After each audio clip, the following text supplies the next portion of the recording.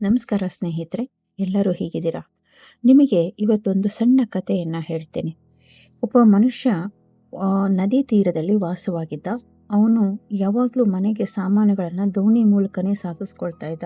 ತನ್ನ ಮನೆಗೆ ದಿನನಿತ್ಯ ಬೇಕಾಗಿರುವಂತಹದ್ದು ವಸ್ತುಗಳಾಗಲಿ ಇದನ್ನೆಲ್ಲ ತೆಗೆದುಕೊಳ್ಳೋಕೆ ಅವನು ದೋಣಿಯನ್ನೇ ಆಶ್ರಯ ಮಾಡಿದ್ದ. ಅದೇ ಥರ ಅವನು ಅವತ್ತು ಒಂದು ದಿವಸ ತನ್ನ ದೋಣಿಯನ್ನು ಸಾಮಾನುಗಳನ್ನೆಲ್ಲ ತೆಗೆದುಕೊಂಡು ದೋಣಿಯಲ್ಲಿ ಹಾಕ್ಕೊಂಡು ಆ ಕಡೆ ತನ್ನ ಮನೆ ಕಡೆಗೆ ಹೊರಟಿದ್ದ. ಆದರೆ ಇನ್ನೇನು ಅವನು ಮನೆಯನ್ನು ಸಮೀಪ ಹೋಗಬೇಕು ಅನ್ನೋ ಟೈಮಲ್ಲಿ ಅವನ ದೋಣಿನಲ್ಲಿ ಒಂದು ಸಣ್ಣ ಹೋಲಾಯಿತು. ಆ ಹೋಲಿಂದ ನೀರು ಬರೋಕ್ಕೆ ನಿಂತ್ಕೊಳ್ತು. ಆ ನೀರು ಬರ್ತಾ ಬರ್ತಾ ದೋಣಿ ಭಾರ ಆಗ್ತಾ ಹೋದಾಗೆ ಅವನಿಗೂ ತಾನಿನ್ನೆಲ್ಲಿ ಮುಳುಗ್ತೀನೋ ಅಥವಾ ತಾನು ಬಿದ್ದು ಹೋಗ್ತೀನೋ ಅನ್ನೋ ಭಯ ಶುರುವಾಯಿತು. ಅವನೇನು ಮಾಡ್ದ, ಆ ನೀರನ್ನು ಎಷ್ಟು ಸಾಧ್ಯನೋ ಅಷ್ಟು ಹೊರ ಹಾಕಕ್ಕೆ ನೋಡ್ದ. ಆದರೆ ಅದು ಆಗಲಿಲ್ಲ.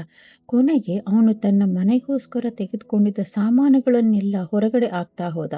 ಯಾಕೆಂದರೆ ವೆಯ್ಟ್ ಜಾಸ್ತಿ ಆದಷ್ಟು ದೋಣಿ ಇನ್ನೂ ಮುಳುಗಿದಾಗ ಹೋಗೋಕ್ಕೆ ಶುರುವಾಗುತ್ತೆ. ಹಾಗಾಗಿ ಅವನೇನು ಮಾಡ್ದ, ಅವು ಎಷ್ಟೋ ವಸ್ತುಗಳನ್ನು ಒಂದೊಂದೇ ಹೊರಗಡೆ ಹಾಕ್ತಾ ಹೋದಷ್ಟು ಅವನ ದೋಣಿ ಹಗುರ ಆಗ್ತಾ ಹೋಯ್ತು. ಜೊತೆಗೆ ನೀರನ್ನು ಕೂಡ ಹೊರಗಡೆ ಹಾಕ್ತಾ ಹೋದ. ಕೊನೆಗೆ ಹೇಗೋ ಕಷ್ಟಪಟ್ಟು ಎಲ್ಲ ವಸ್ತುಗಳೇನೋ ಹೋಯ್ತು, ಆದರೆ ಅವನು ಮಾತ್ರ ಕಷ್ಟಪಟ್ಟು ಅವನ ಮನೆ ಕಡೆನ ಸೇರಿಕೊಂಡ. ಇದರ ಅರ್ಥ ಏನು? ನಾವು ಕೂಡ ಹೀಗೆ ಅಲ್ವಾ? ನಮ್ಮ ಮನಸ್ಸಿನಲ್ಲಿ ಯಾವುದೋ ವರ್ಷಗಳಿಂದ 10 ವರ್ಷ, 20 ವರ್ಷ, 30 ವರ್ಷ, 40 ವರ್ಷದ ಹಿಂದೆ ನಡೆದ ಯಾವುದೋ ಕಹಿ ಘಟನೆಗಳನ್ನು ಇಟ್ಕೊಂಡು ಕೂತೇ ಇರ್ತೀವಿ. ಅದನ್ನೇ ನಾವು ಯೋಚನೆ ಮಾಡ್ತಾ ಇರ್ತೀವಿ. ಅವತ್ತು ಯಾರೋ ಆ ಥರ ಮಾತಾಡಿದರು, ಇವತ್ತು ಯಾರೋ ಈ ಥರ ಮಾತಾಡಿದರು ಅಂತ ಅದೇ ಥರ ಯೋಚನೆ ಮಾಡ್ತಾ ಇರ್ತೀವಲ್ವ? ಆ ಥರ ಯೋಚನೆ ಮಾಡ್ತಾನೆ ನಾವು ನಮ್ಮ ಜೀವನನೆಲ್ಲ ವೇಸ್ಟ್ ಮಾಡ್ಕೊಂಡ್ಬಿಡ್ತೀವಿ. ಸಂತರು, ದಾಸರು ಎಲ್ಲ ಹೇಳ್ತಾರೆ, ನಮ್ಮ ಮನುಷ್ಯನ ಜೀವನ ನಮಗೆ ಸಿಕ್ಕಿರೋದು ಎಷ್ಟೋ ತಪಸ್ಸು ಅಂತ ಹೇಳ್ಬಿಟ್ಟು, ಅಥವಾ ಎಷ್ಟೋ ಪುಣ್ಯದ ಫಲವಾಗಿ ನಮಗೆ ಈ ಜನ್ಮ ಸಿಕ್ಕಿರುತ್ತೆ.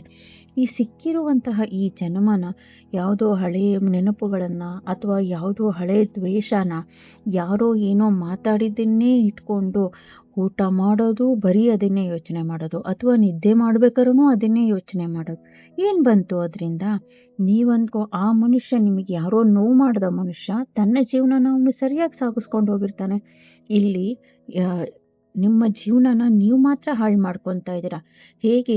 ಅದೇ ರೀತಿ ಈ ದೋಣಿ ಹಾಯೋನು ಹೇಗೆ ಅವನ ವಸ್ತುಗಳನ್ನೆಲ್ಲ ಒಳಗಡೆ ಹಾಕ್ತಾ ಬಂದ, ಯಾವಾಗ ಅದು ನೀರು ಜಾಸ್ತಿ ವೆಯ್ಟ್ ಆಗ್ತಾ ಹೋಗುತ್ತೋ ಅವಾಗ ಅವನ ವಸ್ತುಗಳನ್ನೆಲ್ಲ ಹೊರಗೆ ಹಾಕ್ತಾ ಬಂದ. ಅವನು ಮನೆಯನ್ನು ಅವನು ಸೇರಿಕೊಂಡ, ಅವನೊಬ್ಬನೇನಾದ್ರೂ ಸೇರಿಕೊಂಡ. ಹಾಗೆ ಇಲ್ಲೂ ಅಷ್ಟೇ, ನಿಮ್ಮ ಎಲ್ಲ ರೀತಿಯಾದ ದ್ವೇಷ ಭಾವನೆಗಳನ್ನೇ ಆಗಲಿ, ಯಾವುದೋ ಹಳೆಯ ಕಹಿ ನೆನಪುಗಳನ್ನೇ ಆಗಲಿ ನೀವು ಹೊರಗಡೆ ಹಾಕ್ತಾ ಹೋದರೆ ನೀವು ಕೂಡ ಆ ಮನುಷ್ಯನಂತೆಯೇ ನಿಮ್ಮ ಸೇರಬೇಕಾದ ಜಾಗವನ್ನು ಸೇರ್ತೀರಾ.